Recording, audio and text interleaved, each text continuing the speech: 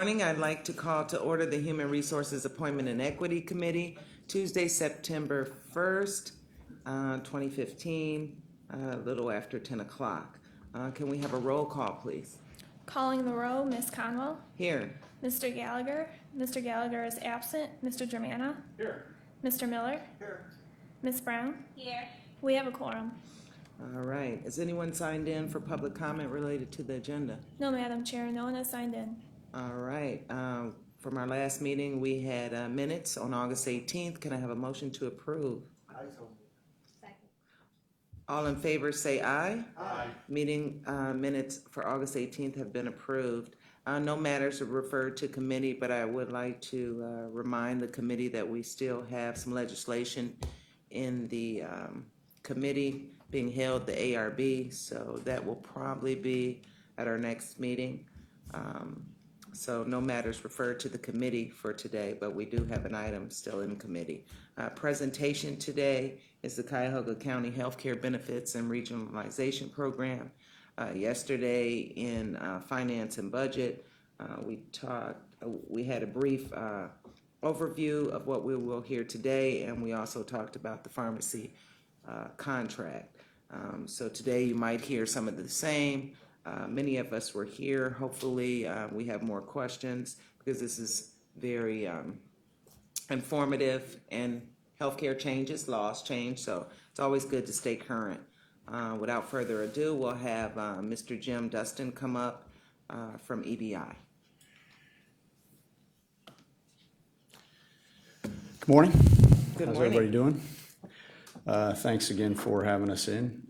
I know most of you sat through presentations yesterday, so I appreciate the fact that you're going to sit through them again. What we're going to do this morning is give you, rather than a very focused finance side of the presentation, take you back historically speaking, give you an overview of how the county's healthcare plans were developed, how they run. We'll briefly also touch on how regionalization is set up. And then we will talk about, if we need to, finances, and then what we see as the future of the healthcare plan going forward in 2016 and 17. I don't know how much time I have, so I want to be cognizant of your time. 2 hours. Ooh, okay. Sure, that's great. Okay, just in terms of the historical perspective, so why this is important is you really need to understand how county employees buy their healthcare, and that was really fundamentally changed in 1994. 1994, there was an issue, a financial issue with the state, and it affected the county. It prompted the county at that point to essentially dismiss all of its healthcare vendors at that time and bring in an HMO strategy. What that did was it forced employees at the time to have to choose their healthcare based on the healthcare plan itself. These HMOs were narrow network model HMOs. One had the Cleveland Clinic, one had university hospitals. So employees were essentially given a full range of choices, but they had to choose their best option based on the hospital that they wanted to use. So that really drove all of your employees into a very sort of focused way that they looked at their health care.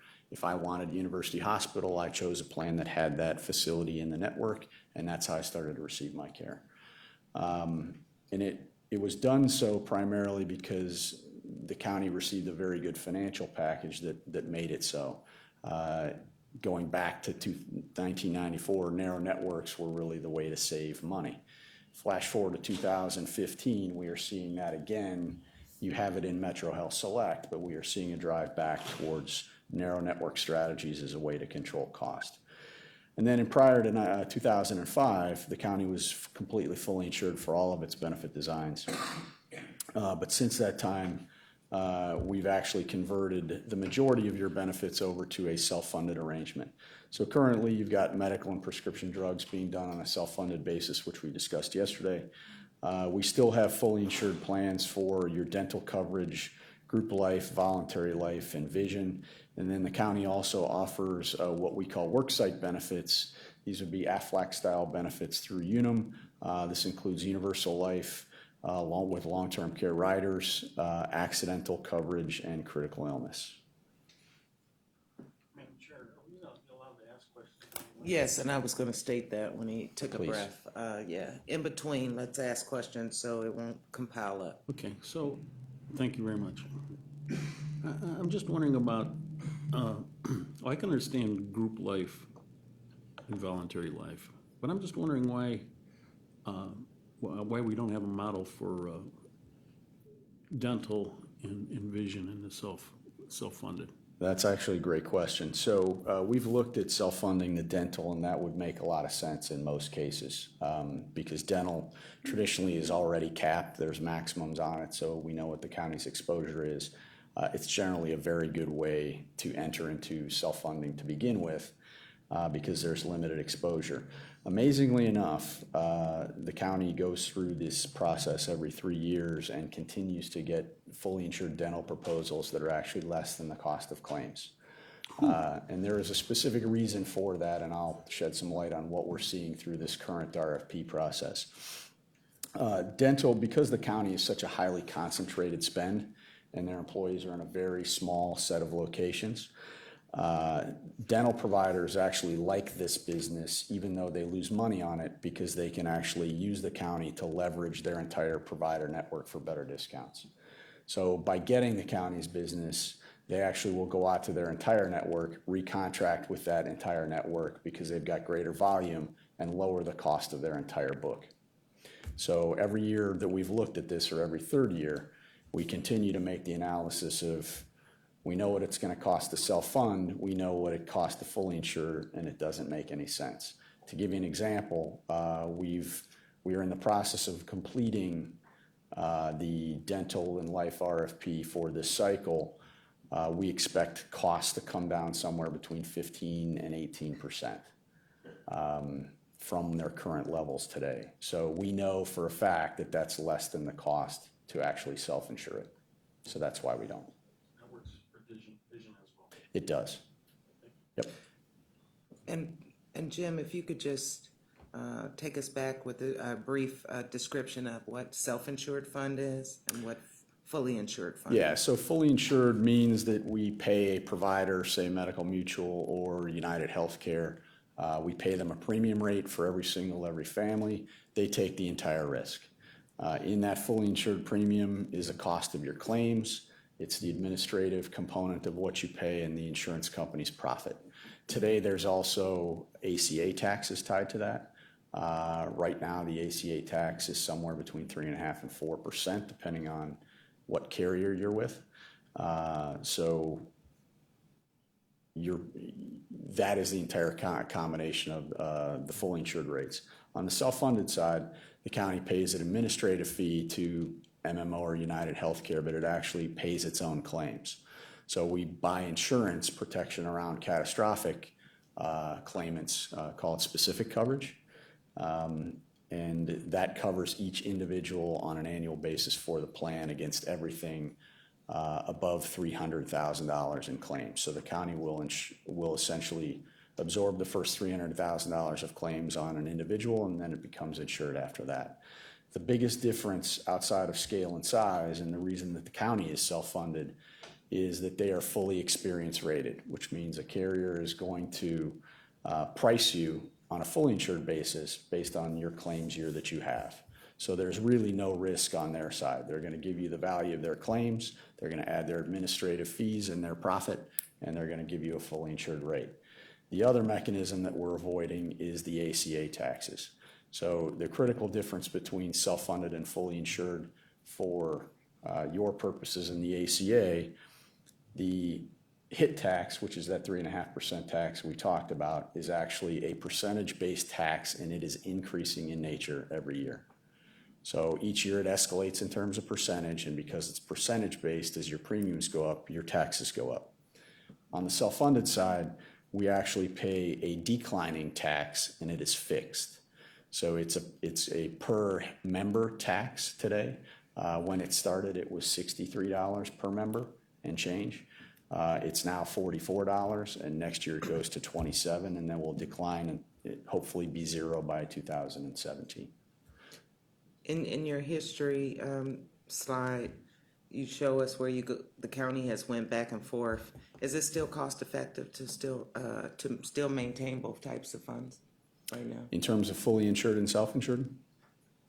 For the county's medical and prescription drugs, it's the most cost-effective solution. Entities of your size, you don't find very many of those that are fully insured, and candidly, it's not a good financial decision to do that. If you understand the risk management component of it, it's the best place to be because you carve out all of the insurance company profits and you hold them for yourselves. Okay. On the fully insured side, I would say that at some point, if vendors stop offering us a better deal than it would be to be self-funded, then we would move to be self-funded. But as it stands today, it's actually still less expensive. Councilman Miller. Mr. Dustin, can you give us some understanding of why having a narrow provider network enables costs to be lowered? Why don't they just set what the reimbursement rate is going to be, and who's ever willing to meet that cost would be included rather than having the narrow network? Specifically for you, the narrow network would be Metro Health Select as it stands today. It's the county facility, for lack of a better term. It's also one of the lowest unit cost facilities in Northeast Ohio. So for the county specifically, the narrow network model actually does two things. It saves costs and it also eliminates risk. So if my employee base has choices, and in this case, you've got a town full of choices, including University Hospital, Cleveland Clinic, a number of other their facilities. There are very few independent facilities left, but there are some. And then Metro. The unit cost is substantially higher to go to University Hospital, to go to Cleveland Clinic, than it is to go to Metro Health Select or Metro Health. So by creating a plan design essentially that limits where people can go, you limit the risk that they can actually go to a higher cost facility. So there's long-term downstream benefits to that. And then the fact that for every dollar that you're spending there, it's, 30 or 40% more expensive somewhere else. That's where the county saves money. Now, isn't the Medical Mutual also a narrow network in that it basically includes only the Cleveland Clinic and not UH? Yeah, that's correct. So when you look at the broader networks that you have, which is Medical Mutual and United Healthcare, Medical Mutual is a slightly smaller network than United Healthcare because United Healthcare has both facilities in it. But we really value the networks on their performance. So one of the things that we do internally is when we go through the RFP process, we do not only a claims repricing, but we look at each hospital's specific discounts within that given network. Because we do so much public sector business and we've done this business for a long time, our database houses a significant amount of information relative to the discounts that each network has with those facilities. Why that's important is those contracts do change. Typically, carriers will negotiate with hospitals every 3 years, and their cost differential may change for a number of different reasons. So we want to measure that and make sure that when we go out to RFP, that we're buying the most cost-efficient network for your claims. And even though it's a narrow network or narrower than, say, Metro Health, it's still more expensive because you're adding 30 or 40 hospitals where Metro Health is one major facility, so we can negotiate the best price there. Okay. So just in terms of the history, the other thing that's key about the county is it is a union environment. There's bargained and non-bargained folks here. In the past, we had arbitrated union language that limited the benefit changes that could be made to the healthcare plans. We have, or had at that time, 32 unions that had actual caps on the contributions that they paid. So they were limited in what we could charge them. Since then, that language has been expanded and that allowed greater flexibility. So for instance, a lot of the contracts that the law department was managing, those caps for the high cost plans were actually removed. And that was a big deal simply because it allowed us to start charging the union populations the same or close to the same that we could charge non-bargain folks for the highest cost plans. In the past, that was not an option, so a union person could actually get a higher cost plan for a similar cost structure to what the non-bargain folks could get. The other thing that the county has was language that includes a plan that has no employee contribution. But today it has no restrictions on plan design. So if you think about Metro Health Select, it's the free county plan. But that county plan doesn't have limits as to what it looks like. In the past it did. So we've removed those benefit restrictions, and as long as today, in terms of the union environment, the county offers a free plan, we can make that plan look like whatever we want it to look like. So we have the ability to manage that cost structure effectively as it goes up. Madam Chair, Councilman. to that very point, yesterday in finance, the fact that we have a free plan was kind of upsetting to some council people. Yes. I understand it because Lisa explained that even though we're not getting a contribution, we're still saving money, so it does make sense. So, last night, I thought about this, about the objection of, there's no free lunch, but we're given free lunch here. And talking about, let's just say social workers, one desk next to the other. One is paying a portion of their benefits, the other is not paying at all. What I'm wondering is, could we come up with a situation where the contribution is based on what the rate-making estimate's going to be, that you're going to pay a certain percentage based on that rate-making estimate, and that these should be statistically viable, so that if we know what the rate-making cost to United Healthcare is, and we know what the cost of MMO is, and we know what the cost is for our Metro Health, why wouldn't we come up with a percentage and then let the buyer make that decision? We actually do that to a certain extent. So today, the county uses a pay-for-performance model with its healthcare vendors. So that means that the highest cost plans to the county cost the most money to employees. Now, that obviously will drive behavior, right? So it at least forces people to look at a higher cost plan and say, do I need that plan versus this other plan? Does it meet my needs? Because the plans are the same. So I can buy the same benefits in United Healthcare that I can buy in Medical Mutual. Now Metro Health has got better benefits, so that's a choice that we make. The program was essentially set up this way because of this language in the union contracts that we have.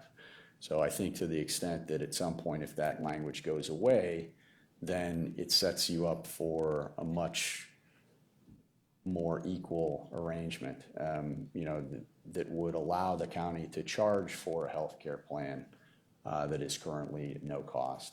And then, maybe we would modify or manage the benefits accordingly. The ideal situation would be to have all of the plans have the same levels of benefits. People would choose based on where they want to go and the cost associated with those plans. I think to some extent you're a bit limited because we've got this language in these bargain contracts that we have to offer a free plan. At least in terms of that, we have the ability to manage the county's cost structure, the side of that that's important, because if those costs go up dramatically, then we can modify the benefits to change that. For example, we do know that we've just completed a new contract with Metro Health that will take us out through 2017. So in order to adjust for those new costs in the system, we have proposed to the county executive and his team modifications that will eliminate that expense to the county. So, I know what I heard, I'm just verifying. Sure. The reason we have free plans is because it's been bargained for, that we have to offer a free plan? That's correct. Well, Councilwoman- we ought to be thinking about that, because I don't think it's fair to the people, the employees. If I may interject. Yeah, sure. If I may interject, Lisa Durkin from the Department of Human Resources. I believe historically, if we look at it, we did not have the bargaining unit language in there prior to having the Metro Health Free Plan. I believe it came subsequent to that plan being developed. So that plan was developed, as we discussed, because it was such a savings on claims to have folks go towards that network, that we were willing to incentivize them and not have a payroll deduction. And I believe then it was negotiated into contracts. I will check on that and get back to the committee, though, just to make sure. But it is in the language today, that's for sure. Council, if I, whoa, that's loud. If I could also interject, when we keep saying free plan, we're just talking about the deductible. The people that are on Metro Health Select, they pay co-pays. They do have other costs that are part of it. So it's not just they can go get whatever they want, whenever they want. I mean, when we say free plan, we're talking about the deductible. That is correct. That's a good point. They do have deductibles. Well, they have co-pays. Yes. They have Jimena, so are they you do done? cost share. And those are comparable between MMO, UCC, and Metro? I've actually have a slide. I can show you what the basics of the benefits are. If you'll allow me, I'll come back to that question. Councilwoman Brown? You mentioned that there would be some modifications to the plan. Is that anything that you can elaborate on or share with us today? I don't know that I would prefer to defer to that, because the county executive has asked us to also look at, we've got a number of other issues going on relative to confirming the reserves. So we've proposed changes. He's not made those decisions yet, so I'd rather hold off and then come back to you and talk to you when we actually know what they're going to be, because I don't want to give you information that's not accurate. I can tell you, though, that the proposed changes that we made were specifically designed to offset the increases in cost within the Metro Health Select plan and the other inflation that we're seeing in some other areas. Councilman Miller? Madam Chair, Ms. Chantel, are you done? Yes. Oh, okay. On the Metro plan, am I correct that the co-pays and deductibles are lower than in the other plans? That is correct.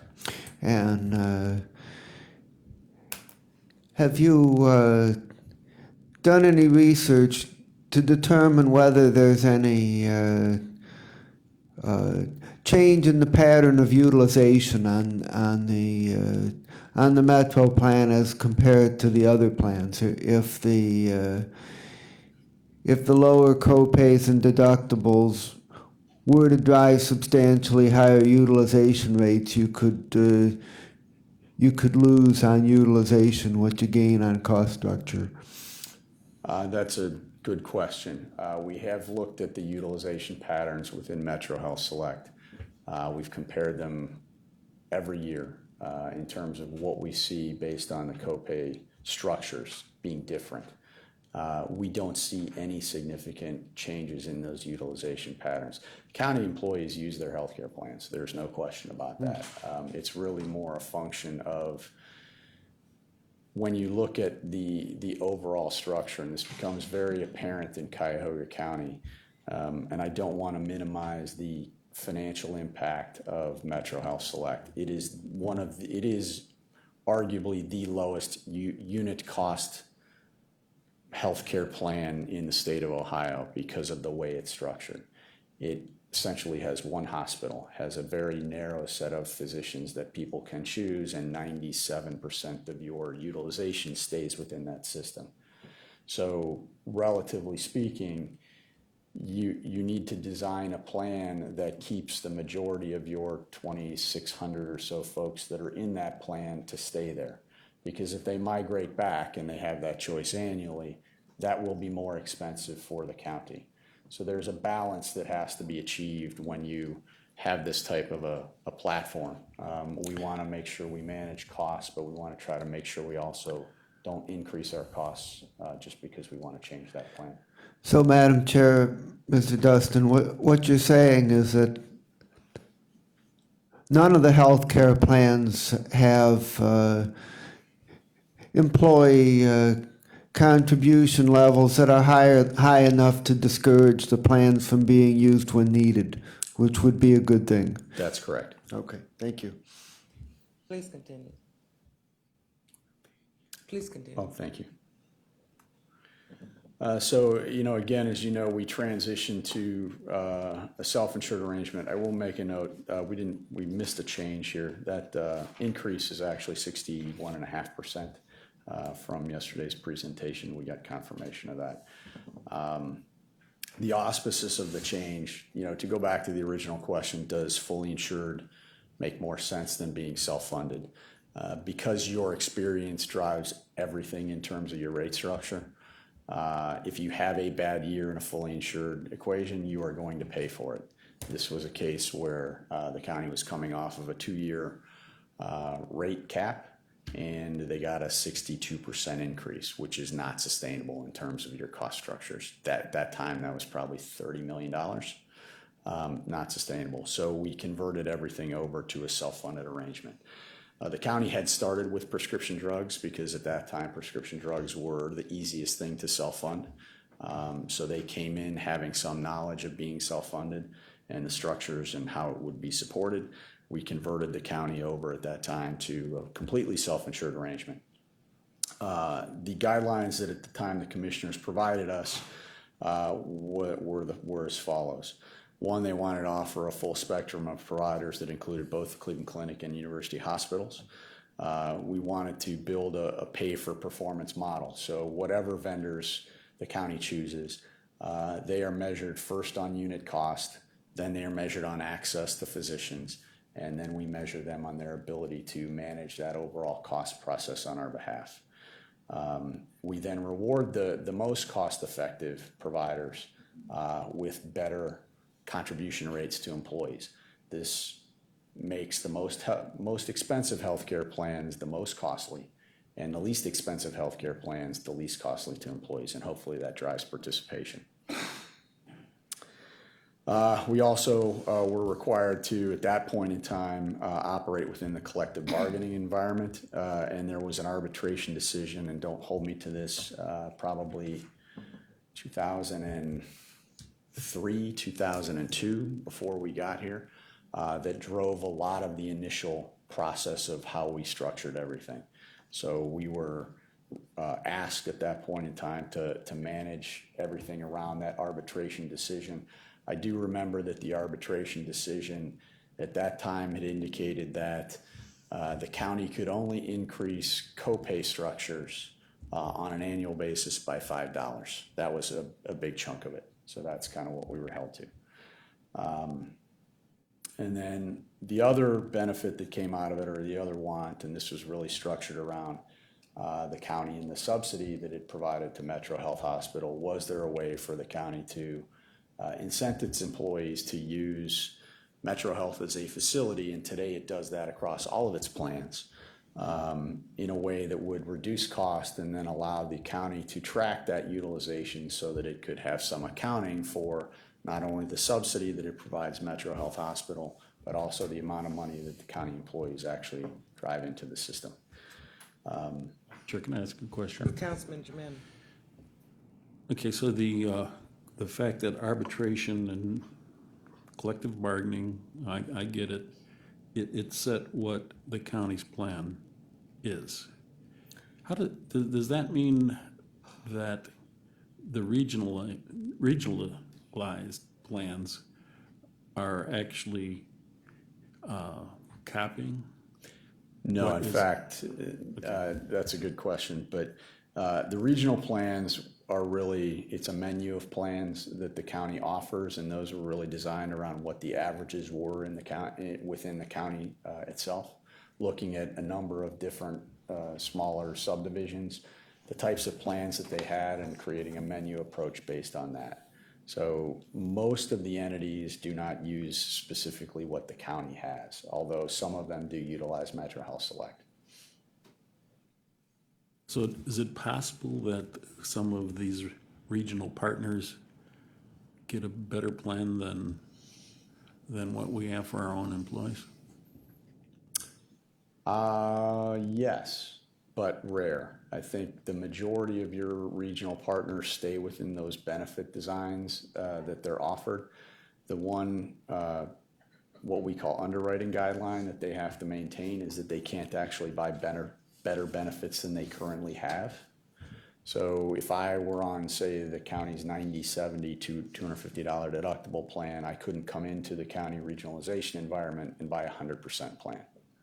The only exception to that would be Metro Health Select. So if they want to choose that plan because it's narrow network and less expensive, then that would be allowed. But they wouldn't be able to buy, well, there's two things. They can't buy a better network, or excuse me, they can't buy a worse network, and they can't buy a better benefit through the county. Why is that? It's a risk. It's an underwriting guideline that we designed for the county. It can be changed, but it's a risk mitigation tool. So in other words, if you look at the networks as they're measured today, and I'll use Medical Mutual, most efficient would be Metro Health Select. Next most efficient would be Medical Mutual. And the least efficient today would be United Healthcare. If we look at a regionalized entity and they currently have Medical Mutual, we know if they came to the county and bought United Healthcare, that the county would actually pay more on their behalf because the county's taking that risk in. So we map them like to like. So we wouldn't let that particular organization be offered United Healthcare. They would only be offered Medical Mutual because we know those claims are similar. And then they would also be offered the opportunity to use Metro Health because it's less expensive and it actually mitigates risk. If the rate making process anticipates the plan that, say, a partner has, the rate would be higher if they opted to get a better plan. Correct. See, from my way of thinking, I'm thinking, all these cities are fighting budget problems because of what's happened. Okay, so we're here. So my big deal is how can we collaborate and help our city partners? And health insurance is a big deal. It is. It's a big deal. So if someone is stuck, if a city is stuck with a, how do you want to say, a weak plan, not a very deluxe, if they wanted to have that option of getting whatever the best available, they're going to end up paying it in the rate-making process. So I can't understand why we wouldn't give a city the possibility of having a better plan that would make collaborating with this regionalization more attractive. Well, I would say historically speaking, we designed this regional program to be risk averse for the county, particularly in its infancy when there weren't a lot of entities in the program. I would say, though, that the prior county executive asked us to start to design other rules that would make it more attractive for entities to join. So some of those things have been done, and I think ultimately the county executive has the ability to say yes or no or modify if he wants to help another outside entity. That's been the way it's worked so far. That's evidenced in DD Board coming on board because they're sort of a co-partner. It's evidenced in Cleveland Heights and City of Euclid because they were allowed to have their own benefit designs because of union considerations. Those are all things that were proposed. The county executive ultimately said yes, and we would modify it and allow that. But I think the mechanism is there. I think the key thing to understand is that you need rules. And as long as the rules are there and everybody understands the guidelines and why they're there, then ultimately it's the county's decision, the county executive's decision to make a change to that rule, and there's legitimate reasons for that. And then there's documentation behind that. On that point, that was one of my questions later on. Is there any impact on the county when the municipalities pick their different medical plans? So there's no impact? Again, there shouldn't be typically. I mean, you know, we do what we can to mitigate the risk on the front end. We underwrite these entities when they come in. We monitor them on a monthly basis. We have a plan over the 3 years in terms of that commitment to try to capture those reserves. The things that we put in place, the rules, are really designed to be risk mitigation tools so that the county knows, for instance, like, I want people to use Metro Health Select because we know that if anybody goes there, we're going to pay 25% less. That's good for the county, it's good for the entities, it's good for the program. Not to say that we couldn't modify the underwriting guidelines to allow people to buy better plan designs. The question just becomes, is that a necessary tool to bring them in? I don't know that it is or it isn't, but it's just a rule that we have, and the rules can be modified on an annual basis. Thank you. And then the last point here was just, we migrated from a single plan with multiple vendors. So think of it as we had the same benefit design with different vendors. Now we have multiple plans and multiple vendors. So the goal was to get to a point where we had essentially a platform that the county could migrate to.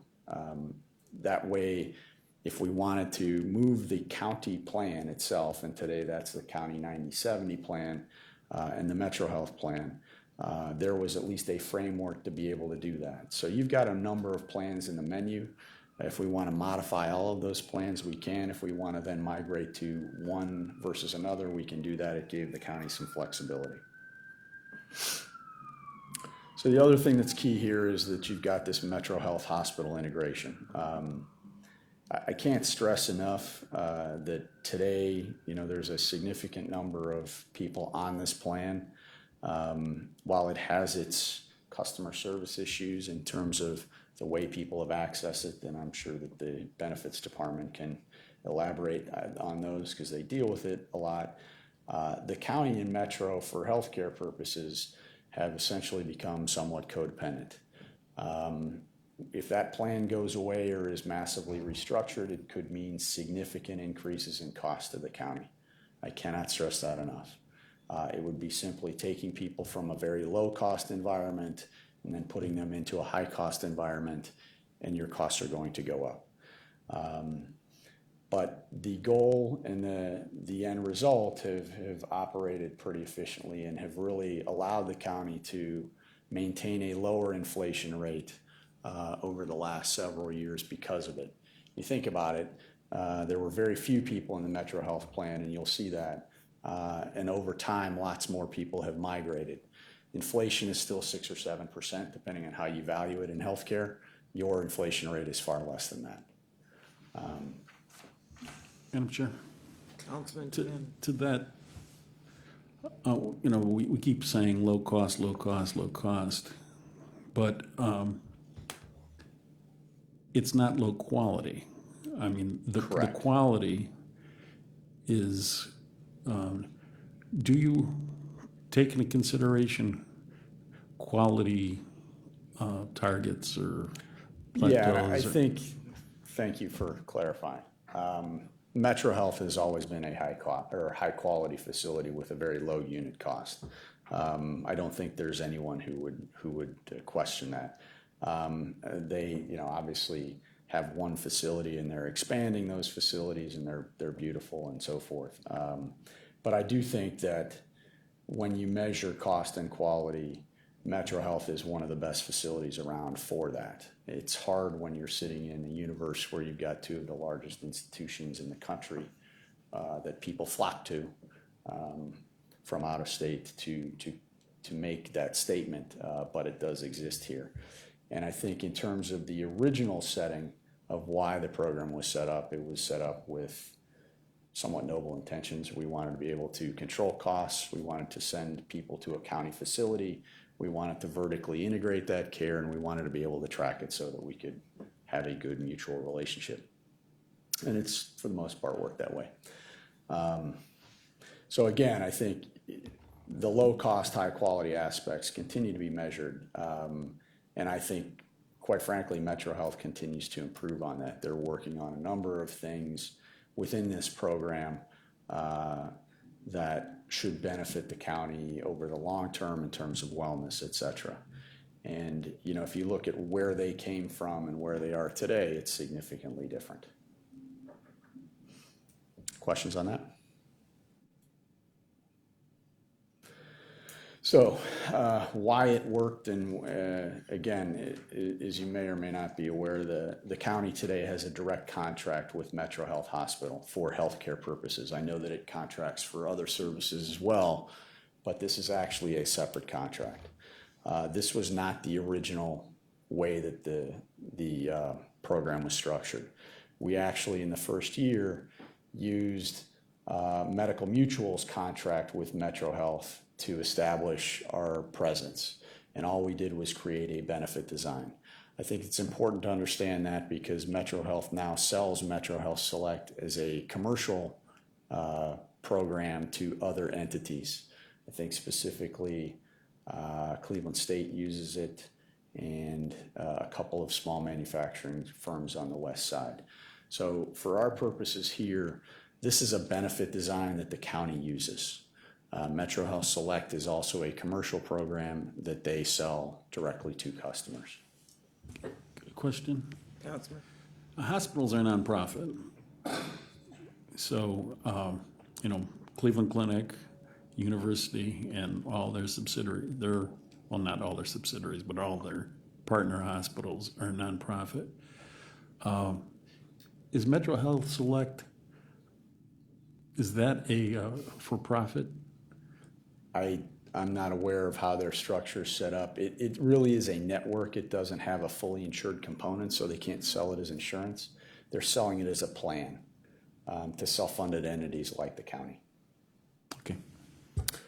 At any rate, so we used the Medical Mutual contract, and once we were able to establish our baseline cost structures and test them out, we then moved to create a direct contract between the county and Metro. That's important for a couple of reasons. One, hopefully it establishes a lower cost, because that was the intention. Two, it also eliminated some risk exposure from a change in the way Medical Mutual negotiated with Metro Health. That's something that is what we call volatility in your healthcare plan. By creating that direct contract, we were able to eliminate that volatility and not have to worry about whether or not Medical Mutual changed its contract with Metro Health. The other component of it that you're probably aware of is that Metro Health is a federally qualified healthcare facility, an FQHC. That makes it eligible for federally subsidized prescription drug pricing, which we call 340B. At the time of the contract signing, the county had a separate letter agreement with Metro that created what we call a direct pass-through agreement for all of the 340B savings that Metro received on behalf of county employees. So that meant that when a county employee went to Metro Health's facility and had a prescription filled by a Metro doctor at the Metro pharmacy, those county employees and the county directly received federally subsidized drug pricing. In return, Metro Health got a higher than average dispensing fee for doing so. That was a settlement arrangement, so it was accounted for on an annual basis and then settled up 4 months after the plan year ended, and the county would receive a payment back into its health plan for those fees. Was also an added benefit. If you look at that unit cost, 340B versus our current pricing, 340B is probably about 30% less expensive on average. So one of the changes that was made, and I'm interlacing some history with some current too, in the new contract, it's Metro's feeling currently that the old way that we did this contract was no longer going to be legal. That is not to say that it is illegal today. I want to make that clear. It is not. Their view is that the law is changing, and we agree that the laws are changing, but that they would not be able to give all of the county back all of the savings because it violated their agreements with Health and Human Services that governs this program. So we've modified the program in the 2015 contract year. And basically, rather than give a complete pass-through of the savings, the county now will pay a higher dispensing fee from $8 to $15 at retail and $25 for mail. And then it will also get 75% of the savings, not 100% of the savings.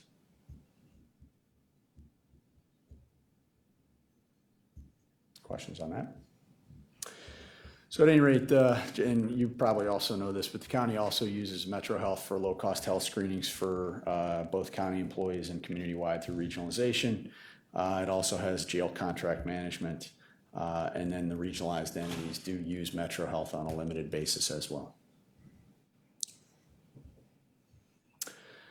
In terms of our cost structures, what are the challenges and solutions? If you're not aware, the county does suffer a fairly disproportionate amount of some diseases, kidney disease in particular, and cancer, multiple types. This has not gone away. It's been in existence for as long as we've managed the county. I don't know why, but it is, and it's not something that can necessarily be removed. These are chronic illnesses that are serious in nature, and they don't have necessarily a cure. Councilwoman Brown. Is this strictly in Cuyahoga County, or is this something universal in the health care? You know, interestingly enough, we do work for both the county and the city. We don't see the same types of diseases there that we see here. There's some. I mean, everybody has certain levels of chronic disease, but there are a couple specific types of cancer that we see here. We see a lot of kidney cancer here that we wouldn't necessarily see other places. I don't have a good answer as to why. We just know that it exists. Again, we also suffer, and we've looked at this for a long time, diabetes, COPD, heart disease, and obesity. So one of the things that we were asked to do was to find solutions and ways to make people healthier. The solution that we introduced was a wellness-based benefit design in 2012. This coupled a health reimbursement arrangement with a wellness incentive program. And the long-term objective was to migrate deductibles higher and create greater incentives for people to engage in wellness.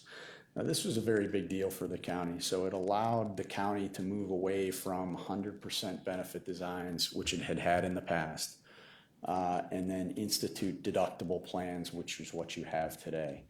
So if I'm a county employee, through my HRA, I can earn different status levels through my wellness program.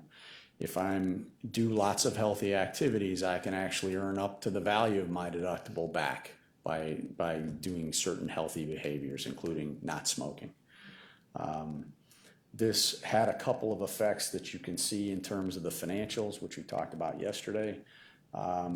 When these plans were instituted, the county saw a significant financial decrease in its expenses.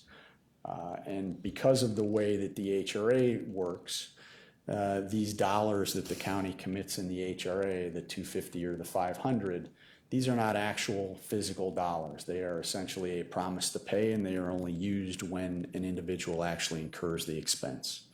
So again, and the interesting thing is when you look at the county's healthcare wellness results, and specifically at gold and platinum levels, if you're familiar with those levels, Gold and Platinum use about 25% less healthcare than everyone else.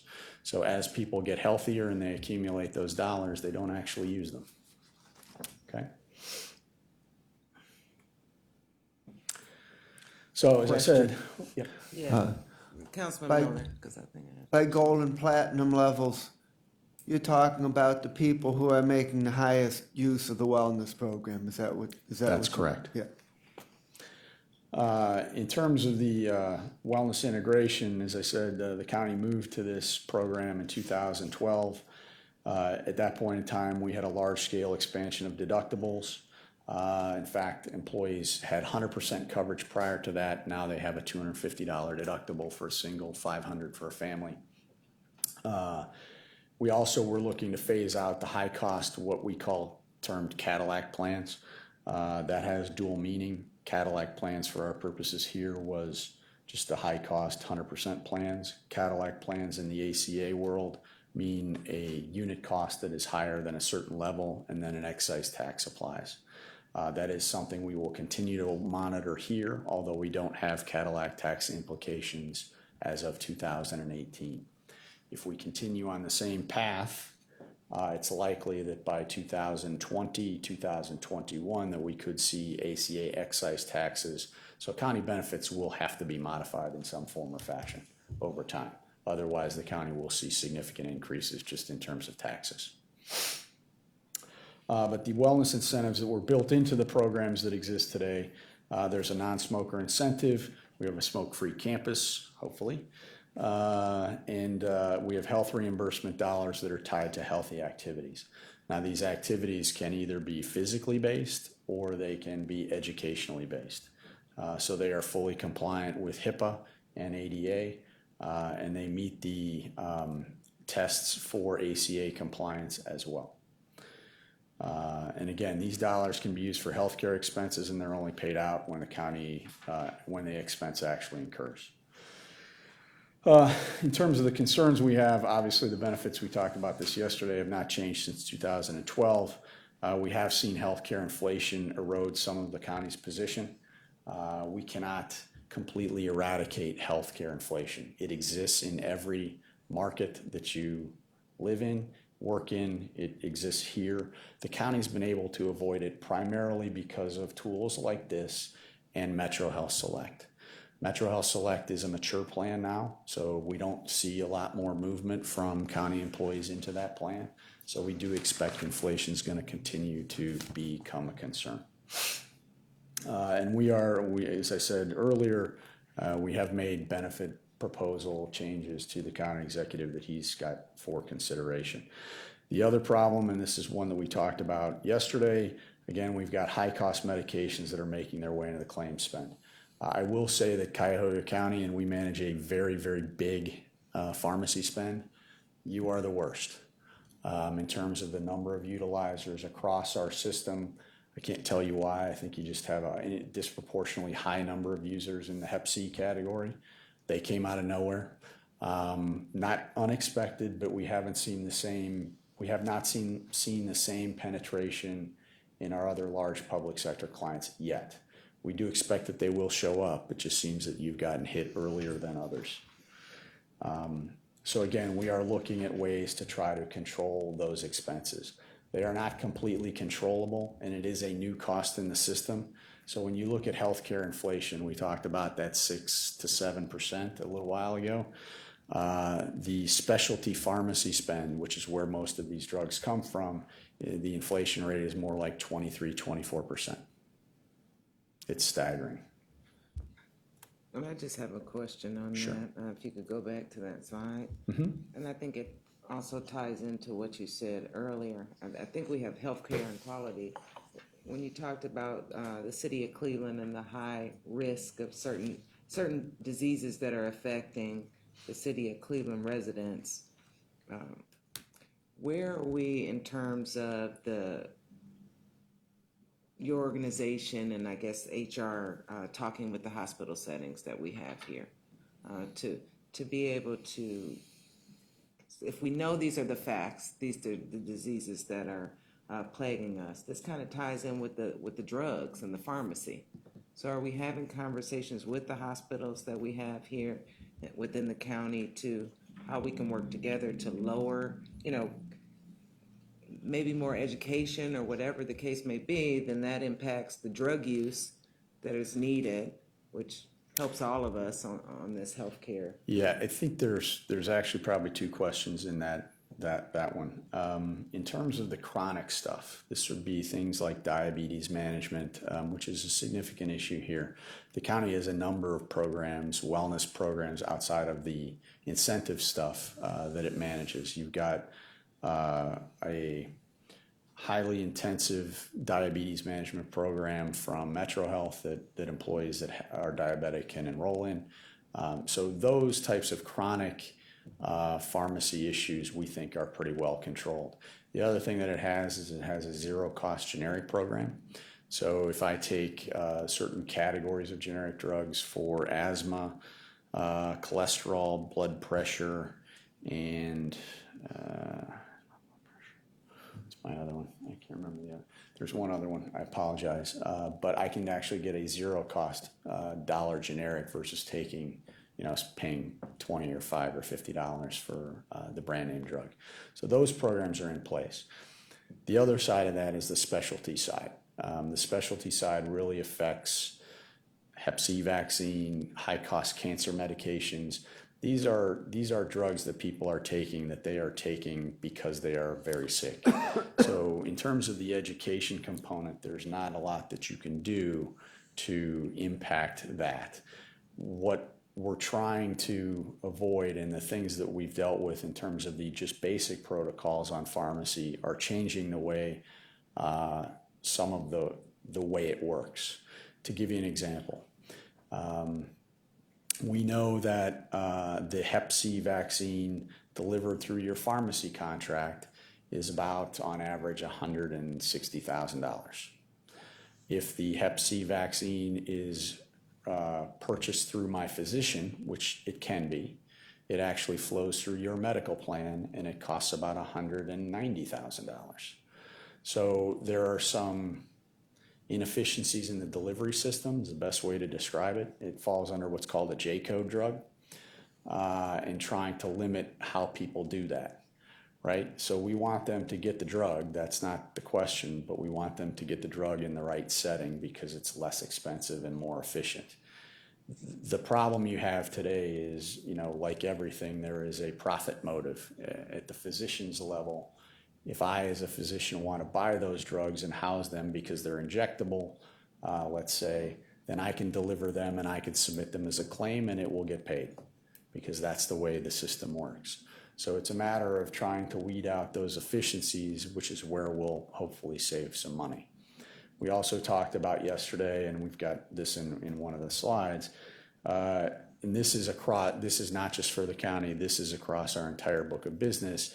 There is a significant problem that has started to crop up in the last 12 to 18 months around what we call compound medications. Compound medications are generally around pain drugs, but it can include a whole host of other drugs. These are drugs that normally people take orally, but for some reason they can't take them orally. They've got to be recompounded into a form that they can take them in. And generally that takes the form of what we call pain patches. So they take say a $200 pain medication, they take it to a compound pharmacy, or they go to a compound pharmacy where that becomes a $200 pain patch that costs $30,000 because of the way it's been remixed. These are real significant issues, and they hit very quickly, and you can see them quickly. We saw it come up within the county really in the first 6 months of this year. So we've actually put protocols in place already starting July to essentially turn off that process. So you basically are kind of gearing, because of the cost, employees to only purchase from a certain vendor or certain pharmacy, or It's really more seeking the appropriate level of care. Now, we haven't been able to do anything about the J-code issue, which would be getting drugs at the physician level. That's very complicated, and it's not a simple solution because the other thing that J-code drugs impact are chemo drugs. So lots of chemo drugs are delivered in the physician's office. If we require members to get them through the pharmacy, that means they'd have to actually get them through the pharmacy and take them to their physician to be able to have them administer those chemo drugs. It can be very disruptive to people who are sick. So we're working at coming up with some protocols that would allow that to occur, but then to drive behavior over time. We've proposed that to the county executive, and he's got that under consideration. So we do think that this is controllable in terms of the prescription drug expense, but we can't eliminate it. These are, the costs in the prescription drug environment are staggering, and they are not getting better. There are new cholesterol medications on the market that affect 2 to 3% of the population. They're coming on the market at the end of this year. If you think about it, cholesterol medications are the most popular medications taken today, right? You name it. They're out there. These affect a very small percentage of that population, and instead of $200, they cost $10,000 to $12,000. The intention or the expectation is that while they're affecting 2 to 3% of the population today, that they will, like most drugs, look to be expanded. And if they expand to a broader potential population and it becomes sort of the drug of choice, that is not a sustainable level of expense for anyone, not just the county. Well, I think the county should take a lead in working on this issue, because it's the staggering statistics yesterday about the pharmaceuticals just going off the chain. It's going to impact this council, next council, and all the other legislative bodies. So I think we need to start talking about this issue and how we really control it and put some policy downstate in place to stop. We are cap working on off it now, yes. Okay. So just where we are today, in the interest of time, again, I think the one thing that you need to know about your healthcare plan is it's probably today the single best cost incubator in Northeast Ohio. And there's a couple of reasons for that. You've got a very stable population, so we can look at that population over a long period of time. You've had a very stable benefit design, so it makes looking at that information very credible. And then we also remove what we call adverse selection from your plans, because you have stop-loss coverage that is not specific to each healthcare plan. It actually sits as an umbrella over all plans. We don't have to worry about whether or not an insurance company is charging us more money in a given population. We remove that, and we can actually look at costs very effectively. The other thing that we do, obviously, is we have this pay-for-performance model, so low-cost vendors are rewarded with lower contributions. We do look at case mix adjustments in the formulas, and we try to pull out any variance. So basically what that means is there an assumption that, say, our sickest populations stay in the United Healthcare network because they have access to both hospitals? We want to try to take that out of the formula to make sure that we're looking at the cost structures in a very independent manner and free of any sort of noise in the data that would cause us to make bad decisions. And then we also, we try to leverage these vendors based on the county side for things like wellness dollars. So currently, your wellness program is actually subsidized by your vendors roughly by about 50% of that cost. They actually pay for it. We leverage them for additional reporting and value-added services like health coaching and other things. We are looking at adding some benefits this year as well. One of the things that we're looking at is adding a telemedicine benefit. There are significant opportunities to reduce costs inside of a telemedicine equation. This would be, if you think about the reasons people go to a doctor, most of it is just routine. My kid has an ear infection. I know it. Do I need to take off work to go do that? To go get a prescription drug? I can pick up the phone and make that phone call and get a prescription over the phone. It's delivered right to the pharmacy, and I can pick it up when I leave.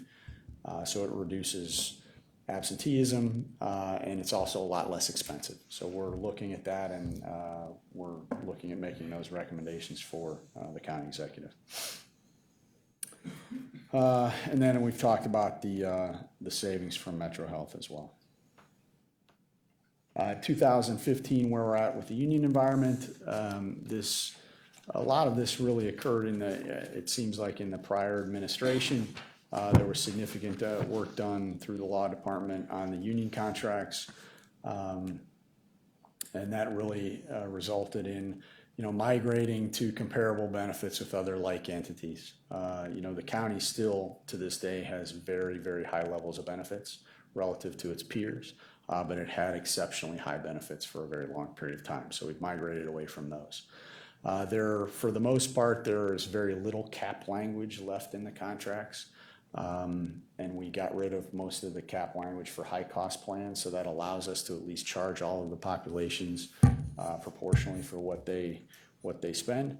And then we've been able to increase contributions over time. In the past, when the county increased contributions to employees, the non-bargain population was disproportionately hit with that because of the union caps, so some of that has gone away. And I think in terms of those milestones, we saw a new AFSCME contract, and that moved all of those employees to the county standard plan, which is the 90/70 plan. We were able to get out of the phasing out of the high-cost 100% plans. They still exist here today, but there's only about 30 employees still on those programs. And as I said, most of that cap language has gone away. And then that county plan language, relative to that, we've got to offer a free plan. Again, while it's free, we still have control over what those benefits look like. So if we need to reduce cost, we would reduce costs on the benefit side, unless we change those contracts.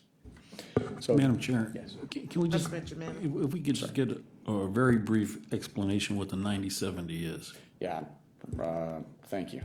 So if you look here, this is what the current programs for the county look like.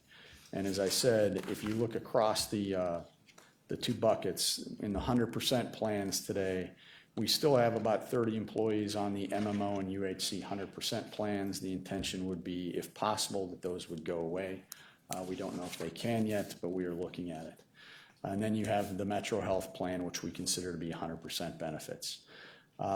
Today, the Metro Health plan has, on average, a $5 copay for physician office visits. ER copays are $25, and then they've got a better drug benefit if I go to the Metro Health pharmacy of $3, $10, and $15. If I go into the general pharmacies anywhere else, they're higher copays. The 90/70 plans, this would be the county standard plans, have a $250 deductible, $500 for a family. The coinsurance is 90%, so the county essentially pays 90% of those charges after the deductible, and then the employee pays 10%, up to a maximum out of their pocket of $1,500 and $3,000 for a family. Currently, they have a $15 copay for your generalists, and they have a $25 copay for a specialist visit. If they go to the emergency room, that's $75. And we've got a 3-tier pharmacy program that is a $5 generic copay. Again, zero cost if I use those 4 categories. $25 for what we call a formulary drug, and $40 for a non-formulary drug. The county also offers a lower cost plan, which is the PPO 80/60. That has a $500 deductible. It's $500 for a single, $1,000 for a family. It's 80% coverage with max out-of-pockets at $2,500 and $5,000. Has a little bit slightly higher copays of $20 and $30. Same $75 copay and same drug card. We have, I don't know how many folks we have on that today, probably 50 or 60. Yeah, so there's a number of folks that take it. It's actually a lower cost. So the employees. 70 and 60 in these plans are for out-of-network? Correct. Okay. Yes. I would tell you, in terms of network usage, the county's average network usage in Medical Mutual and United Healthcare is roughly about 98%. So there is not a significant usage of the out-of-network physicians. Questions on that?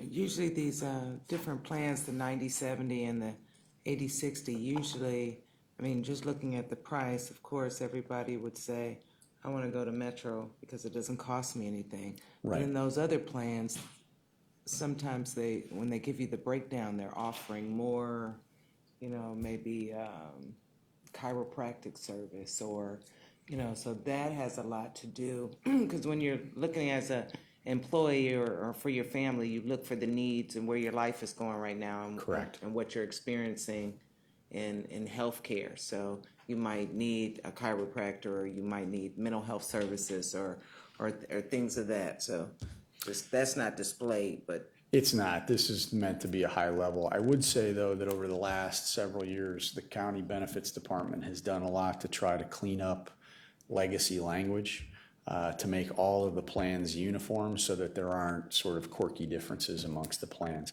One thing that isn't shown here as well is that there is a Metro Health incentive built into every plan. So if I'm in United Healthcare or Medical Mutual and I choose to go to Metro Health, I would be covered at 100% for that service. It's a way to try to drive some penetration of Metro Health even inside of these higher network or, different network plans. Okay? Councilman Miller. Who are the small group that are still on the 100% MMO and UHC plans? I have to defer to Lisa on that. Do we know who they are?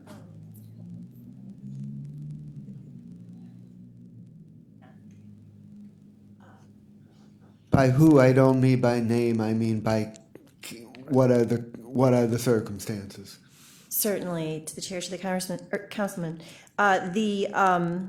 The two bargaining unit contracts that we still have on something other than the 90% plan are two trades contracts in our Public Works agency. Now, those are on schedule in our negotiation schedule to come up, and we will then negotiate away from that. So our goal is to get everybody off of the 100% plans, and those are our last two. Okay, so you're saying there's two union contracts left that are still not on the standard language? Yes, sir. And they come up for negotiation when? Within the next year. Okay.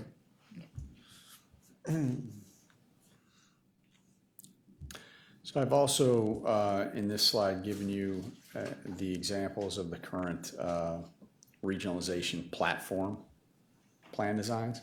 Again, I would say traditionally, this was all that was offered to the regionalized entities. That has been modified somewhat for the three entities that we talked about. That would be DD Board, Cleveland Heights, and the City of Euclid.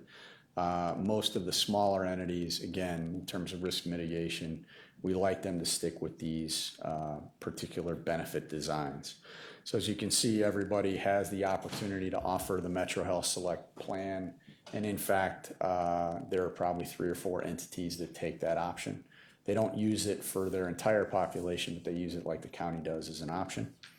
I don't know that we have anybody on the 100% plan designs. Most of the organizations are taking what we consider to be the county standard plan of the 250 deductible 90/70 program, the 80/60 program, and then we've also got higher deductible plans down the line, all the way up to and including the HSA that Mr. Sean was looking for yesterday. So these plans are open as well to the county. I mean, if the county wants to at some point offer these, they're at least in the menu. So the good thing about it is we have them as an incubator in the system. We can look at them over time and see what they're costing so that we can price them out in the county's platform and the county's arrangements pretty well. Questions on that?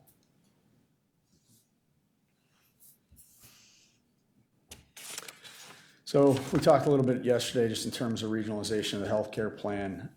As we said, in 2011, the county allowed political subdivisions to join the healthcare plan. Our role in the equation was to take what the county wanted to do, and we structured this arrangement specifically for the county using a standardized platform that we've developed over the last 12 years.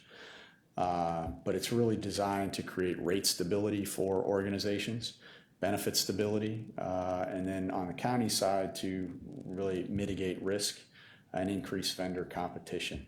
I would say that the county has several benefits out of regionalization. It does obviously carry some short-term risk, but as the county's program grows, and we will see this through the next contract cycle, we will be able to negotiate lower administrative fees because we've got a larger population that we manage. The other opportunity that we have is we have the ability to lower our insurance costs. We're not going to lower our claims unless we continue to develop longer-term perspective, and I'll speak to that to some extent, through direct contract arrangements with other localized facilities. I think if you look at the future of healthcare, you can make a pretty clear argument that we're going back to the 90s. Narrow networks should become much more popular in terms of, and they're already popular in the exchange federal programs that we have, that we see. So the county will have these types of opportunities. That is where we're really going to start to impact the claims cost, but the county also charges an administrative fee for its services within the premium rates that we charge to these entities. So it does receive some benefits in addition to providing a public good. To date, we've got 19 entities that are mostly here in Cuyahoga County, although the county does insure organizations that are public in nature outside of the county. There is no requirement that the county stay within its borders, and that was one of the things that the county executive was looking to do, was to expand beyond the borders. So obviously, the city of Chardon is there, and they're in Geauga County, Geauga County. A question on the fee. The fee that's charged to the cities, assuming are cheaper than the rising healthcare costs. Where are the fees kept? Which fund are they kept in? Are they put in I would assume it's all kept in your self-insurance hospitalization fund. As we heard yesterday, it hasn't been moved over and actually appropriated back to the county. Is that correct? In the regionalization fund? I think there's got to be some, management of that or accounting of that done through finance. But currently, the fee is $15 per employee per month. It's built into the rate structures that we charge. So it's sitting in the accounts. The county just needs to appropriate it over. Okay. Just as an FYI, in terms of the county's role in regionalization, they operate under 9833 of the ORCC, which gives the authority for the county to do this. They're pretty clear that you can't make a profit.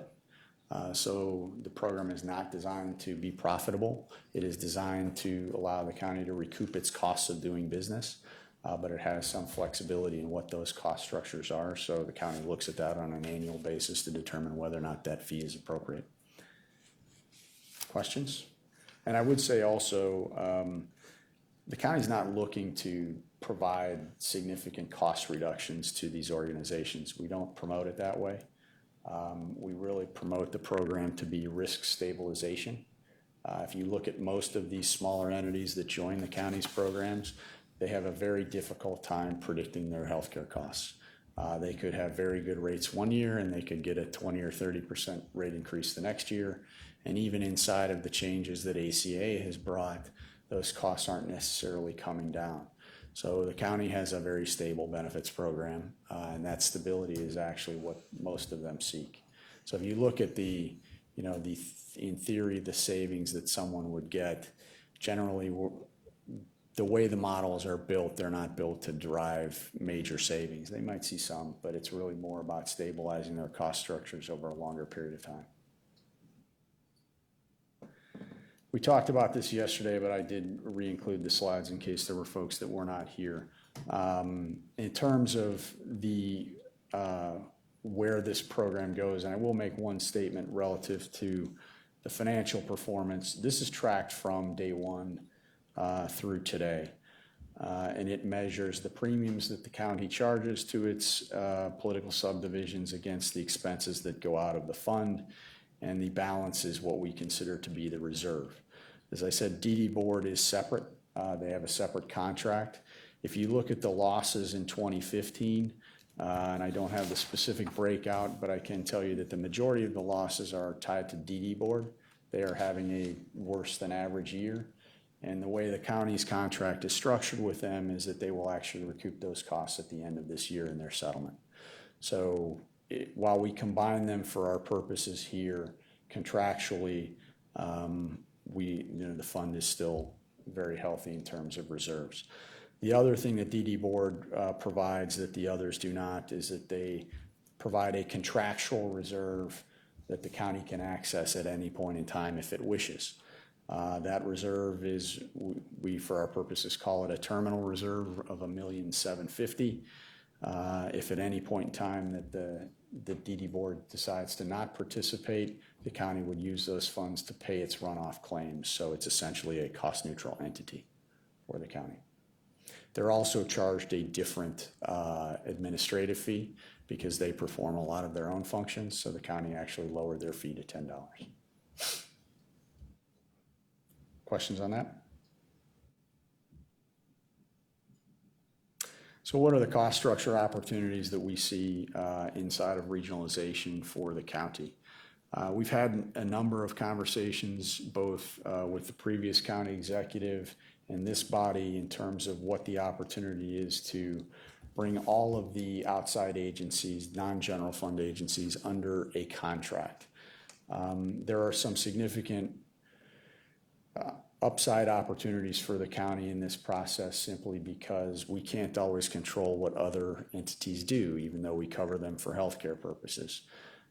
So one of the ways to deal with that is to actually put them under a contract that says, here's the way that we want you to operate if you're going to be inside of our healthcare plan. We, for our purposes, call this de facto regionalization because you're already doing it today. You provide services to non-executive agencies, including the prosecutor, the public defender, the courts, boards and commissions. We have, over time, seen a lot of county governments that do regionalization actually put those organizations under contract. Again, the contract can be what you want it to be because it's obviously your contract with those public agencies, but it just defines how they operate. And I think that's important in today's world for a couple of reasons. A number of your agencies have ACA exposure, meaning they could potentially cover a lot more people if they don't manage their plans effectively. That, in effect, could cause the county to increase its risk and potentially its expenses.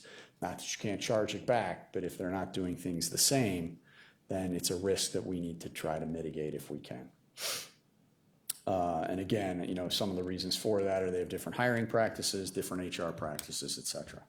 So if you regionalize these entities, whether you treat them the same as the political subdivisions or we just put them under contracts that define how they're going to operate, that is a way for the county to mitigate some risk and lower costs in the future.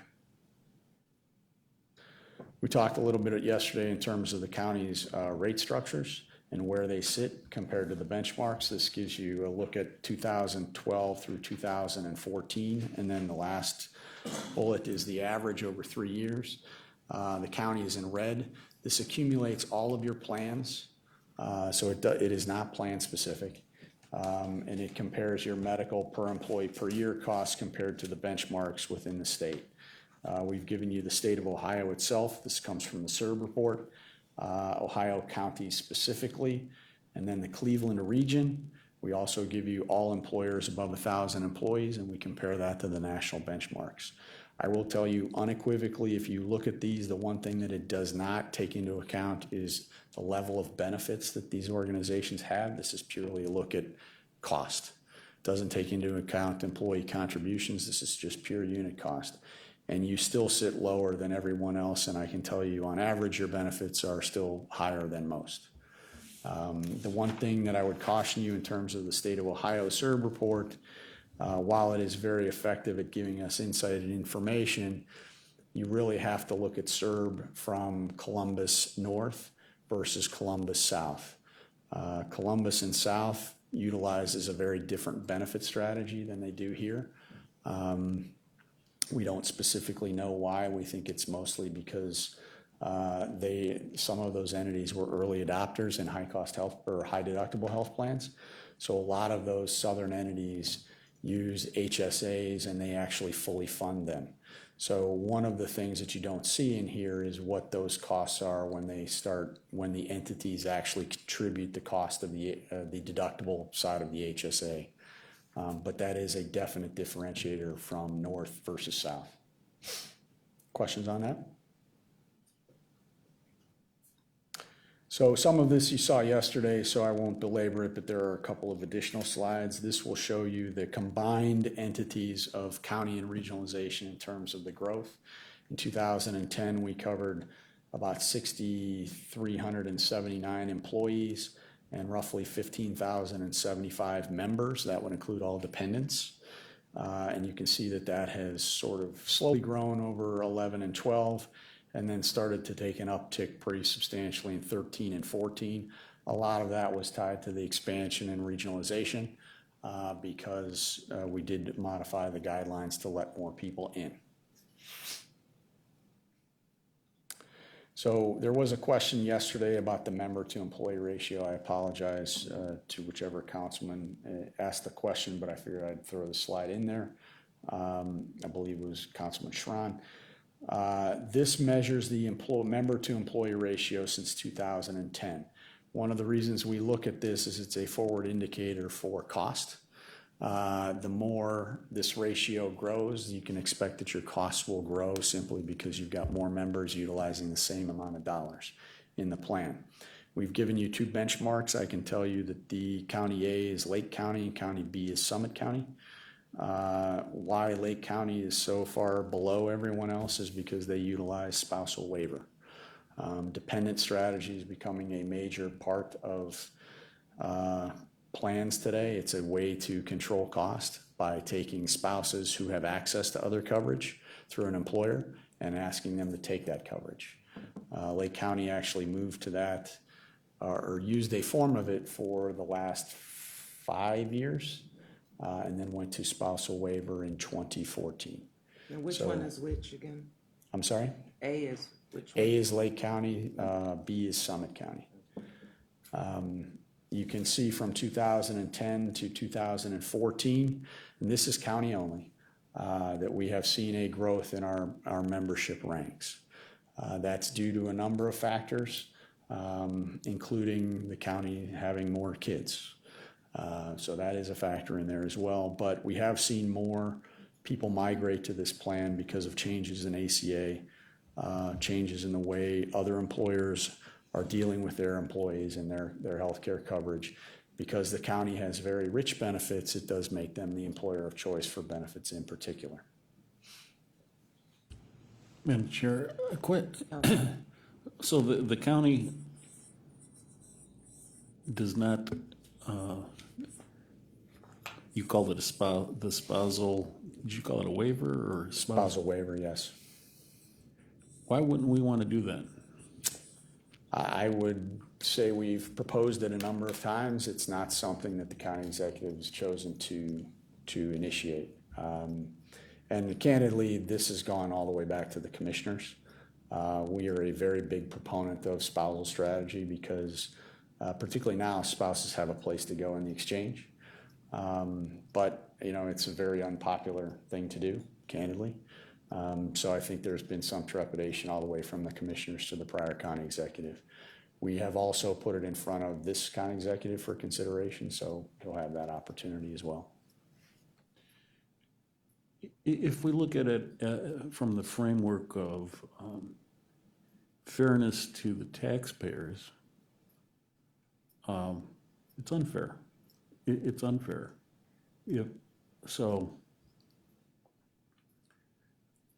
I think this is something that we should definitely consider, because if a spouse has benefits available and doesn't take them, and then the taxpayers are subsidizing the situation where, hey, they're employed, they've got benefits, they should take them. Everybody understand what I'm getting at? I hear what you're saying. I kind of disagree a little bit. Case in point, me and my husband. I'm on his benefits over there. Still the same taxpayers. I mean, I guess my makeup is not like the majority's makeup, but I'm not utilizing the county benefits. I'm utilizing, the city of Cleveland. So that puts a burden on the city of Cleveland. So I'm not saying that everybody is like my kind of style of makeup in the house, but there's different little situations, that go on, and I guess it really depends because we are a big employer. The county is a very big employer, and some of the other. Well, where that can be easily solved by having governmental waiver on that. Since, when you're suggesting it's taxpayer. But, somebody's working at the Ford plant, GM plant, it's got benefits. Why shouldn't the county be exposed to that? I thought in the past that the county paid some kind of incentive to employees that To not maybe take the wanted benefits. to, not to use the don't think benefits. I don't know if they're still doing that. That went away in what year? 2011. Yeah, 2011, that went away. And there are a lot of strategies to deal with the dependent issues. Dependent costs are typically higher because we don't know what's happening in that population. So you can do spousal waiver, you can do spousal surcharge. There's a number of different things to do. I think the old school would say, let's pay people to leave, but that's not, it's a lot less effective, and that's why it went away in 2011 because of the changes in the system. So there was really not any necessity to do so. I think, again, you have to be mindful of how you do it.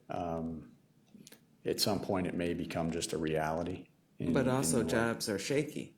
So if you have more of a stable job, you're going to try to use those benefits versus yours, because if your family gets kicked off and say you have the wife here and the male in the county, and you get kicked off of insurance, you can't opt in for that year because you don't have no major life change. Well, You're not so gonna- that, just to clarify that if you, in a spousal waiver scenario, and spousal waiver specifically, that's considered a qualifying event.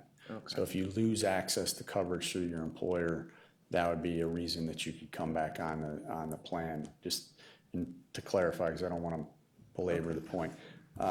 In a spousal waiver environment, it really only affects those spouses that are working that have access to other coverage, and the county can define what that is. Okay. It doesn't affect dependent children. Dependent kids can stay on this plan, et cetera. So. That's better. The demographics by carrier we saw yesterday, this is really just designed to kind of show you what the growth has been through the Metro Health Select plan. I apologize for the color schemes. They're not the greatest, although they show up better here. The light, call that blue, is really the growth of Metro Health Select. So in 2010, we had 788 employees. We now have almost 2,700 employees on that plan. Again, as I stress, at this point, Metro Health and the Select plan is a very good benefit for the county. Where our costs are going to rise in 2015, 16, and 17 because we've got a new contract with them. And I can share with you some information around that. But it is still a low-cost provider and a low-cost plan for the county. Someone asked yesterday, so we included this as well. What were the demographics of regionalization versus the county? This will show you in terms of the county is the light blue. We have seen a fairly steady reduction since 2010 in terms of the number of county employees covered by the plan. We were covering just under 6,400 employees in 2010. We're now covering just under 6,000 today. And you can see that in 2010, there was not a lot of regionalization, in fact, none, but it's grown fairly steadily since 2010, and now at the end of 2014 had 1,507 folks in it. Again, I think whether the county continues to expand regionalization, ultimately that's its own goal and its decision. It is a plan that is pretty close to being self-sustaining, although will have some volatility to it. And the county can benefit to the extent that if it grows it, it will lower its overall costs. We talked about this slide yesterday as well, just in terms of recognizing what the revenue growth was for Metro Health under the county's contracts. So you can see that on average, we were in 2010, we were sending about $4.5 million of care on average on an annual basis to Metro. As of 2014, that number is about 16 million. We would expect to see it grow to closer to 20 million in 2015. The other major facilities that you see are Cleveland Clinic, University Hospital, and Fairview Hospital. We've maintained relatively stable stuff at Fairview, in terms of the overall expenses. We have seen a spike at the Cleveland Clinic in 2013 to 2014. That was really driven around a lot of high dollar care that was just happened to be focused there. We don't think that's a trend. We think it's an anomaly. Councilman Miller. Why is Fairview Hospital listed as a separate category? Aren't Great they question. part of one of the other systems? Yeah, that's a great question. So if you think about it, there's been a lot of consolidation in the hospital industry. We just simply showed this as what are the key hospitals that are being used. And the reason we keep it separate is even though Fairview is part of the system now, or a system, it still has separate contractual provisions. So just to assume that it is either part of UH or the clinic doesn't mean that the same reimbursement rates apply. Right, so when we look at the Cleveland Clinic versus University Hospital, maybe I should make this clarification. These are the main campus facilities. So that would be Cleveland Clinic downtown main campus, University Hospital main campus. That's why it's separated out. And Fairview is part of which system? It's Cleveland Clinic, I think. I think so Yeah, too. I think it's Clinic. Yeah, okay.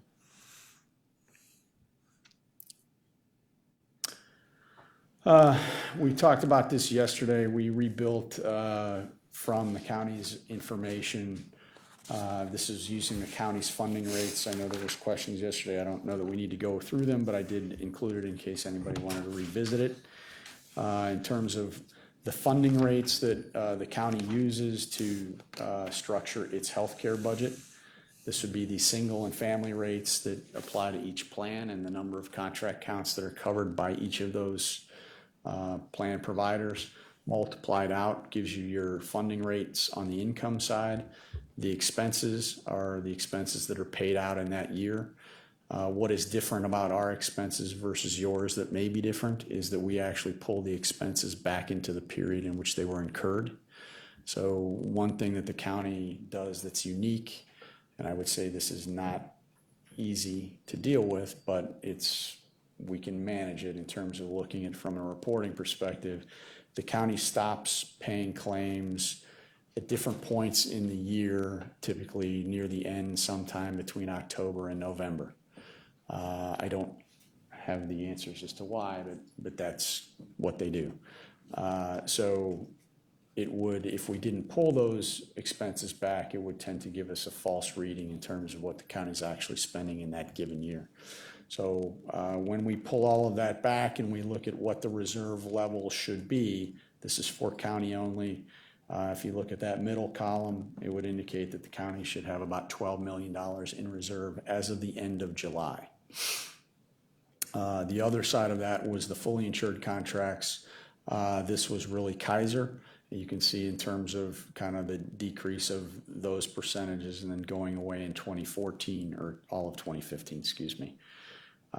So in terms of the funding rates versus what the county's expenses are, this is what we believe you should have in reserve. We think it is there, as we've said before. It's just a matter of, I think, moving the buckets around to make sure that the dollars are appropriated correctly. Questions? Yes. Councilman Miller. Is there anybody still in the Kaiser plan, or is that completely eliminated now? The Kaiser plan was completely eliminated at the end of 2014 for 2015. I think the reason that it was completely eliminated, and if I'm wrong, I think we got like a 30% increase, so we just decided to shut the plan down. There was not a lot of folks left in it. Understood. So we talked yesterday, I don't know that I want to belabor the point, but if there are any questions in terms of the pharmacy expenses, the question, has come up both from the county executive staff and finance and benefits. Why are our costs increasing this year? The first thing I would say is, while the costs are increasing this year and we're off our projected budget by about $3 million through July, this is not an uncommon occurrence, and quite frankly, it's not, while $3 million is a lot of money given what you spend, it is not a huge variance. What is more alarming in terms of the money is the why, not the amount. When we dug deeper into the cost structures of the why, it really is all tied around pharmacy. Your healthcare costs are very predictable year over year. If we measure it correctly and we have the right information, we think we can, over time, get that to be 1% to 2% plus or minus in a given year. It is not to say that you're not going to have a bad year. You are. And if you look at the previous slide, you can see that you have had bad years, you've had good years. It just depends on how we manage the plan. The key to understanding it is that we're in a position to be able to react to what we see in your claims experience. We would make benefit adjustments, we would make carrier changes, all of those things that most plans do on an annual basis, we can forecast into the following 1 year, 2 years to try to come up with a strategic plan that makes sense so that the county fits within its healthcare budgets all the time. What has been a little more difficult in particular this year, and again, this is not unique to the county, I just think the county is seeing more of it than some of our other clients, is your pharmacy costs.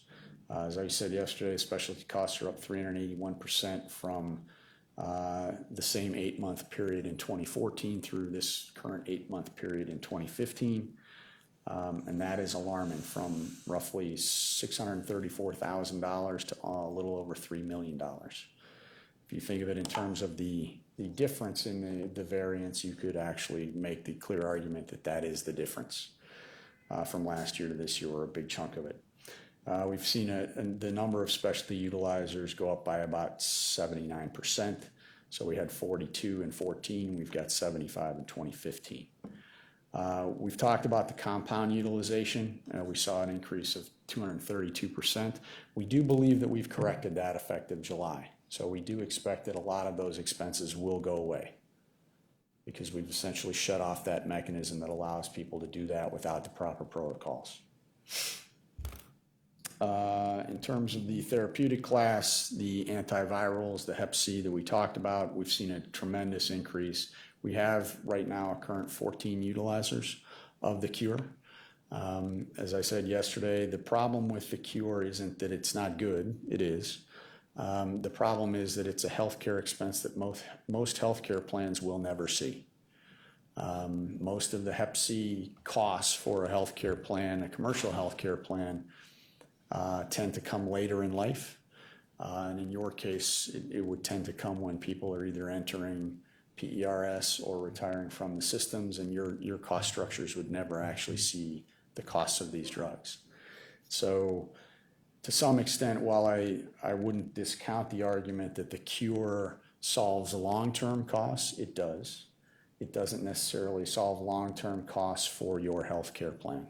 It is truly an added expense that we didn't have before, that we're going to have to get through. And hopefully, as people become cured, we don't have more new users in the system. Questions on that?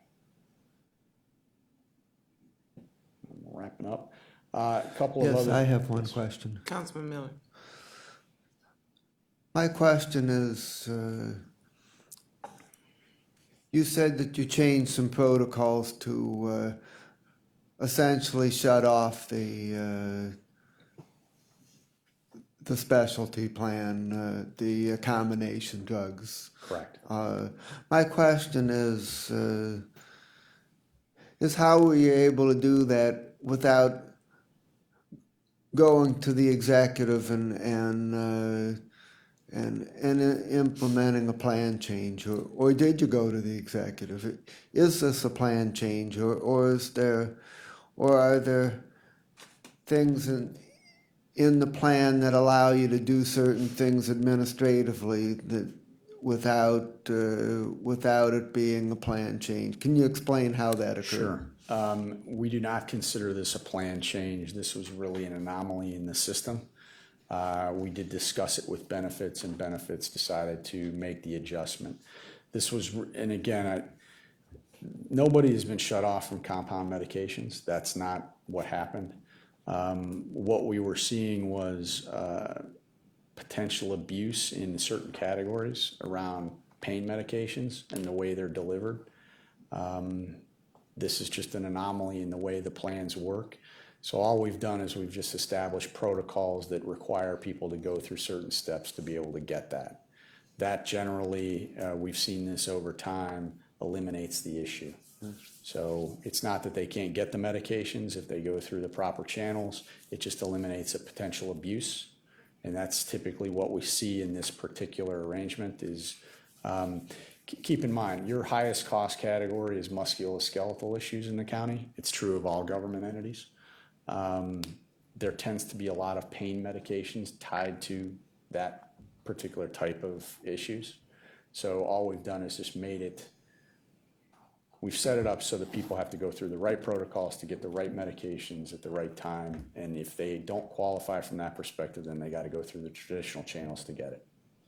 So you've just made it more difficult for people to abuse those types of situations.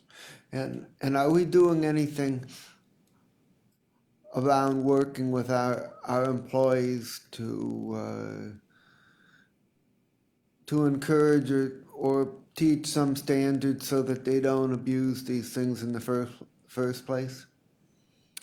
As your benefits consultant, that's not my area. I think in terms of the EAP, I think your benefits department works through all of those issues, I would assume, through their EAP, but that's not a function that we manage for the county. What is the EAP? Employee Assistance Program.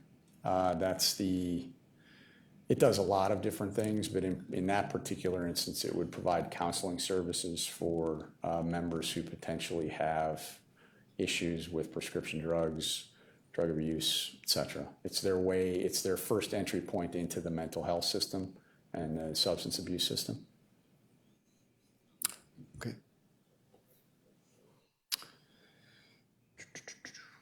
Let's see. So the other areas that are going to impact cost in 2015, as you're aware, we've renegotiated a contract with Metro Health that will take us out through the end of 2017. This will impact the cost structures, so our costs are going to go up at Metro Health Hospital. I will say that in the old contract was established in 2010 and had not been changed or adjusted up until this year, up until this contract. So to give you some sense of where our levels of reimbursement sat, the three sort of benchmarking types of contracts you would look at as a provider would be Medicaid reimbursement, Medicare reimbursement, and then commercial reimbursement. The county's reimbursement level sat between Medicaid and Medicare. Now it is coming up slightly, probably just above Medicare, more in the commercial realm, but still substantially better than all of the commercial contracts that exist. So the other advantage that you have in this contract is that we've capped our increases in terms of reimbursement rates, percentage, and the escalations that can be tied to their charge master. So we're very confident that the cost structures can be predicted more effectively in that population for the next at least cycle to the end of 2017. We have, as I said, talked about the benefit changes. We have made a series of recommendations to the county executive.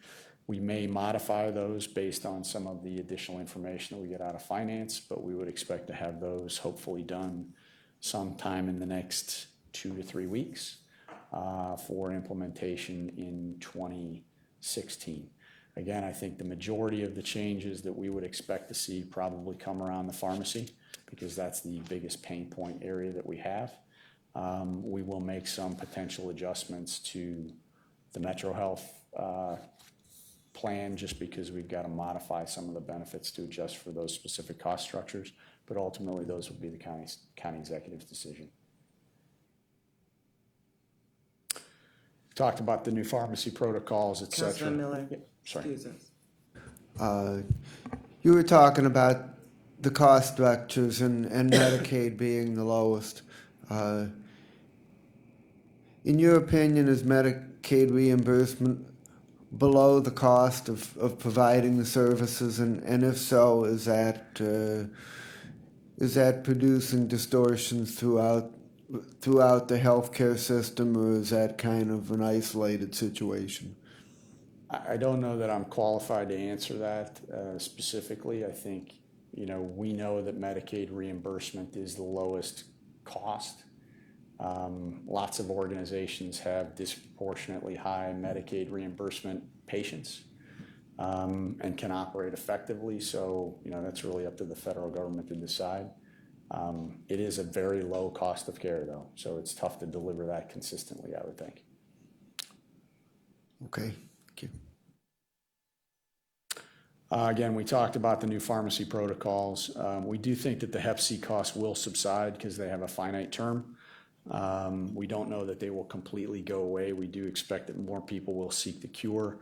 We also have some new costs coming on the horizon. We talked about the cholesterol medications that have yet to hit the market, but we are also seeing some very big drugs in two cost categories that do affect the county that are coming on the market in the next 6 months. These would be tied to cystic fibrosis and hemophilia.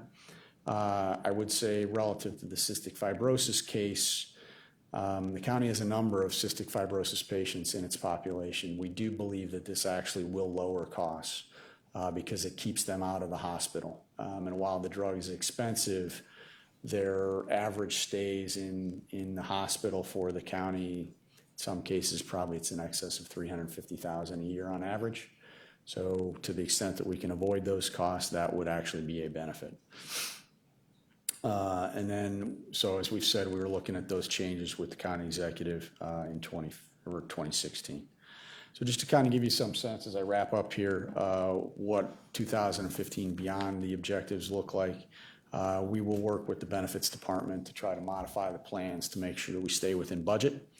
And this will probably look at, aligning all employees onto the new benefit designs. As Ms. Durkin said, we do expect that the high-cost plans for those 30 employees will eventually go away. We'll modify benefits to account for these new costs in the system to the extent that we can. We will continue to work on educating employees about the connection of wellness and its impact to the county, and we'll try to utilize some of those tools to continue to incent people to be healthier. We have looked at regionalization efficiencies, but that will come to the county executive. This could look at stop-loss pooling or combining with other regional programs for greater efficiency. We are currently looking at a broader concern that would include the counties that we manage today and their regionalization programs and actually connecting them so that we have a sort of what we would call a intergovernmental exchange. We are looking at that with the county executive as well. We also have the health reform changes that we're managing. We do have new mandates in the system, most of which have been absorbed by the county, so we don't see additional costs coming from those. But we want to make sure that we're in compliance and that we're continuing to maintain what we need to maintain. I will say that the county is going to have to do things differently, and it's preparing to do so. It's going to have to start reporting in January. It's very cumbersome, particularly given the number of entities that have to be reported up through the county. So I think the county benefits department is looking at tools to be able to manage that reporting process. And then also, we talked about how we treat working spouses, so we're looking at that as well. That's all I have. Madam Chair, Councilman Jermaine. how many counties do you work for? So currently, actively today, 3. Lake, Summit, and Cuyahoga. We do project work for other counties. We do project work for the city of Cleveland. We manage most of the largest political subdivisions in Northeast Ohio, city of Akron included. So actually, 2 out of the 3 counties have an executive council situation. Correct. With the amount of money that is spent on healthcare, you know, we have boards of control, and then we have ordinances where it goes to public works and contracting. I'm just wondering why decisions that are going to be affecting costs, wouldn't those come to a council instead of going just to an executive after a certain level of change? I'm not sure I understand the question. Is the question that Well, should the healthcare decisions all be through council? the presentation, you kept on saying that the executives are going to decide this, the executive are going to be deciding that, and so on and so forth. Some of these decisions are going to be big dollar decisions. I'm just wondering, does it not work that major changes to plans go through a council? I can't speak to that specifically. I can only tell you that in our dealings with the other county council format of government, county executive form of government, healthcare decisions run through the county executive. So that is similar in terms of In those cities, decisions. and as far as cities, it's the mayor? Cities is very different. I would say cities, it's all over the board. The one unique thing that counties, whether it's county executive form of government or county commissioner form of governments, that is different and why I think regionalization works for counties and not cities, is the structures are similar and the governments are much more stable. Mayors may make decisions in cities, county council may make decisions, law directors may make decisions regarding healthcare, HR benefits may make decisions. Generally speaking, within the commissioner and the executive system, those flow up through the executive or the commissioners, and it's fairly stable. It allows you continuity that just doesn't exist necessarily for large cities like the city of Cleveland, city of Akron. Okay, thank you. Councilman Miller.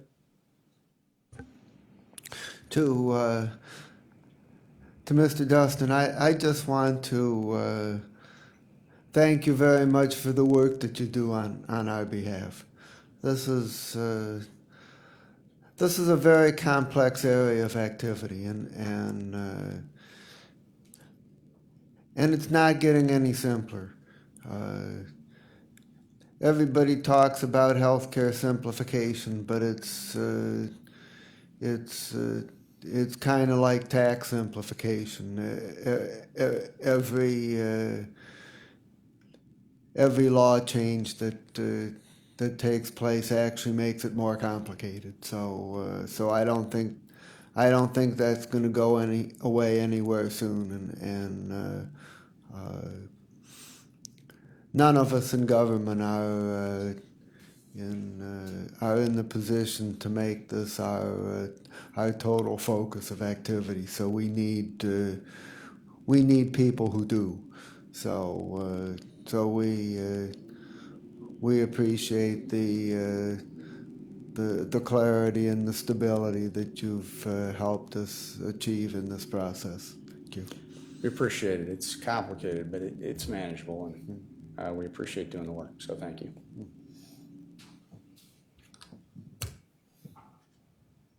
Nothing else? Thank you for your time. Thank you. 2 days in a row. I don't know how often you're down here. Seen me quite a bit. You've had us for 2 days in a row, so that's good. Any miscellaneous business? Any other public comment? No, Meeting Madam Chair. Thank you. Meeting adjourned.